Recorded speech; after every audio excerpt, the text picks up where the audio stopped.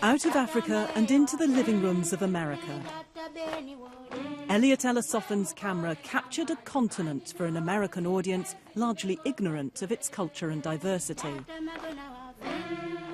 Prior to Ellesofen's photography in Africa, Americans were awash with Hollywood jungle films and Tarzan and things that degraded African culture. What Ellesofen brought to it was a beauty and aesthetics of the arts and cultures that American audience had not seen before. In 1947, Ellessofen travelled between Cairo and Cape Town. The photographs from this trip began to influence American perception of Africa. His portrait of the King of Cuba, now the Democratic Republic of Congo, is one of his most famous images. What about that one? Oh yes, this is Nyiragongo volcano. Oh, right. In 1972, a year before he died, he took his two daughters on a trip to the Congo. It was very tough and very exciting. I have to say it changed my life forever in my perspective. And we really gained a new respect for how hard he worked and how difficult it was to capture those magical images.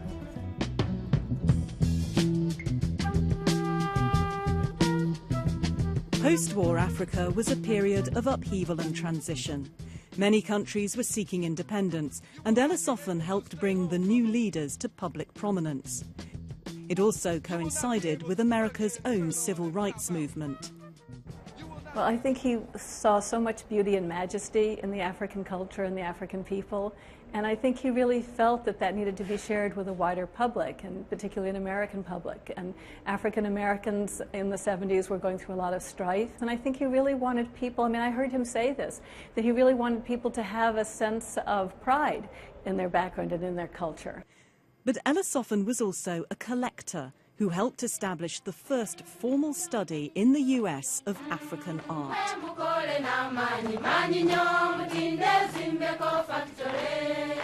Of course, Ellesofen's Africa has changed, but the 80,000 photographs he left to the Smithsonian's African Art Museum are a legacy of his personal mission to help the world to see.